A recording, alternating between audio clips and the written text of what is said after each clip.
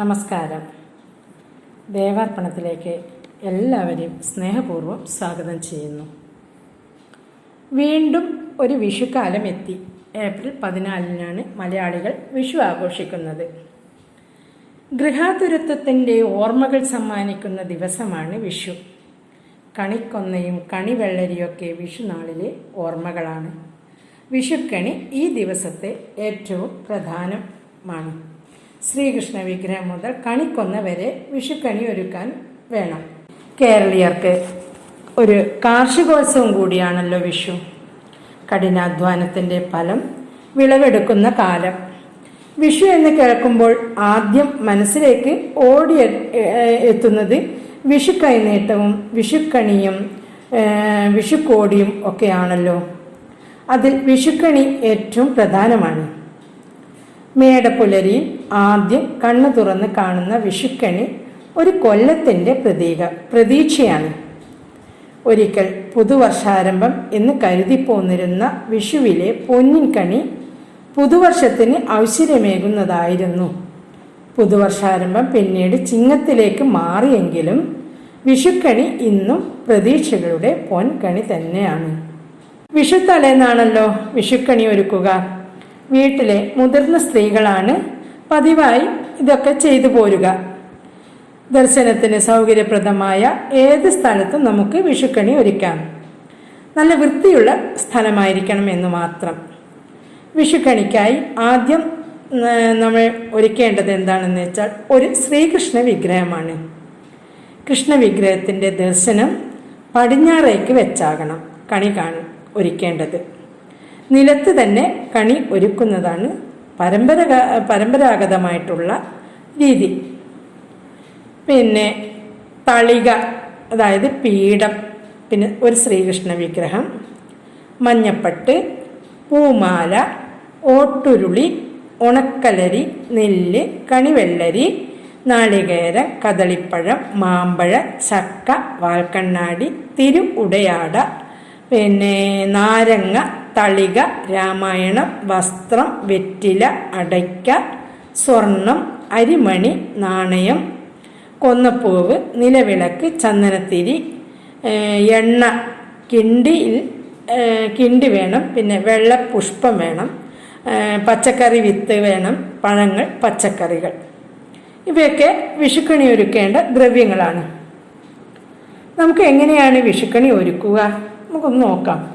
ഒരു തളികയിലോ പീഠത്തിലോ മഞ്ഞപ്പട്ട് വിരിച്ച ശേഷമാകണം പടിഞ്ഞാറ് ദിശ ദർശനമാക്കി കൃഷ്ണവിഗ്രഹം വെക്കേണ്ടത്. മയിൽപ്പീലി, മഞ്ഞപ്പട്ട്, ആഭരണങ്ങൾ എന്നിവയൊക്കെ ഉപയോഗിച്ച് കൃഷ്ണനെ അലങ്കരിക്കാം. പിന്നെ പൂക്കൾ ഉപയോഗിച്ച് തയ്യാറാക്കിയ ഒരു മാല കൃഷ്ണനെ നമുക്ക് അണിയിക്കാം. തുടർന്ന് എന്താണ്, കൃഷ്ണന് മുന്നിലായി ഒരു ഓട്ടുരുളി വെക്കാം. ഈ ഓട്ടുരുളി പ്രപഞ്ചത്തെയാണ് സൂചിപ്പിക്കുന്നത്. ഉരുളിയിൽ ആദ്യം നമുക്ക് ഉണക്കലരിയാണ് വെക്കേണ്ടത്. ഉരുളിയുടെ പകുതിയോളം ഉണക്കലരി നിറച്ച് അതിനു മുകളിലായി നെല്ല് നിറയ്ക്കാം. അടുത്തതായി എന്താണ്, കണിവെള്ളരിയാണ് വേണ്ടത്. കേടുകൂടാത്ത ഇടത്തരം വലിപ്പമുള്ള കണിവെള്ളരി ഉരുളിയിലേക്ക് വെക്കാം. കണിവെള്ളരിയുടെ മഞ്ഞ നിറമുള്ള ഭാഗം വ്യക്തമായി കാണുന്ന വിധമാകണം ഉരുളിയിൽ വെക്കേണ്ടത്. പിന്നെ ഒരു നാളികേരം രണ്ടായി പൊട്ടിച്ച് ഉരുളിയിലേക്ക് വെക്കാം. കൃഷ്ണന് ഏറ്റവും പ്രിയപ്പെട്ട കദളിപ്പഴമാണ് അടുത്തതായി വെക്കേണ്ടത്. സുബ്രഹ്മണ്യ സ്വാമിക്ക് നിവേദ്യമായി മാമ്പഴവും ഗണപതിക്ക് നിവേദ്യമായി ചക്കയും വെക്കാം. പിന്നെ വിഷുക്കണിയിലെ ഭഗവതി സ്ഥാനമായ വാൽക്കണ്ണാടി ഉരുളിയിലേക്ക് വെക്കണം. അതെന്താണെന്ന് വെച്ചാൽ കണി കാണുമ്പോൾ നമ്മളെ കൂടി കാണാൻ വേണ്ടിയാണ് വാൽക്കണ്ണാടി വെക്കുന്നത്. അതിൻ്റെ തത്വം എന്താണെന്ന് വെച്ചാൽ അത് നീ ആകുന്നു എന്നതാണ് തത്വം. ഇതിൻ്റെ പിന്നിലും ഈ തത്വം തന്നെയാണ് ഉള്ളത്. അടുത്തതായി ഉടയാടയാണ്. വാൽക്കണ്ണാടിക്ക് പിന്നിലായാണ് ഉടയാട വെക്കേണ്ടത്. ഭഗവതിയെ അണിയിക്കുന്നതായാണ് ഉടയാടയുടെ സങ്കല്പം.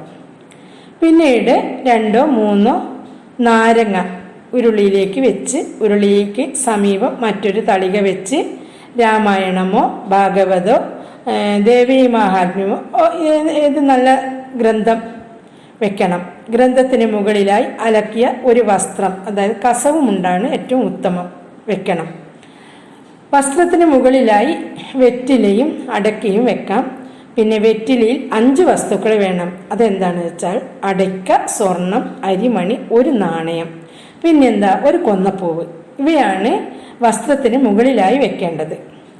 വെറ്റിലയ്ക്ക് സമീപമായി കുറച്ച് പണം വെക്കാം. അതായത് നാണയത്തുട്ടുകളാണ് ഏറ്റവും നല്ലത്. നോട്ടായാലും കുഴപ്പമില്ല, നാണയത്തുട്ടുകൾ കൂടുതൽ വെക്കണം. അതിന് സമീപം സ്വർണവും വെള്ളിയും വെക്കണം. തുടർന്ന് വസ്ത്രത്തിന് മുകളിൽ തന്നെ ഒരു കുങ്കുമച്ചപ്പും പിന്നെ കൺമഷിയും എല്ലാം കൂടി വെക്കണം. പിന്നീട് ഉരുളിക്കുള്ളിൽ കൊന്നപ്പൂവ് വെക്കണം. ഉരുളിക്ക് പുറത്ത് നിലവിളക്ക് കത്തിക്കണം. നിലവിളക്കിന് സമീപമായിട്ട് ചന്ദനത്തിരി കത്തിച്ച് വെക്കണം. ഉരുളിക്കുള്ളിലെ പൊട്ടിച്ച നാളികേരത്തിനുള്ളിൽ കിഴിയിട്ട് എണ്ണ നിറച്ച് കത്തിക്കാം. വിഗ്രഹത്തിന്റെ സമീപത്തായി ജലം നിറച്ച് കിണ്ടി വെക്കണം. ജലം നിറച്ച കിണ്ടിയാണ് വെക്കേണ്ടത്. കിണ്ടിയുടെ വാൽ തെക്കോട്ട് ആകാതെ ശ്രദ്ധിക്കണം. കിണ്ടിയിലെ വെള്ളത്തിൽ ഐശ്വര്യത്തിന്റെ പ്രതീകമായ ഒരു വെള്ള പുഷ്പം ഇടണം. പ്രപഞ്ചത്തിലെ ജീവന്റെ ആധാരമായ വെള്ളം കണ്ണിൽ തൊട്ടു വേണം കണി കാണാൻ.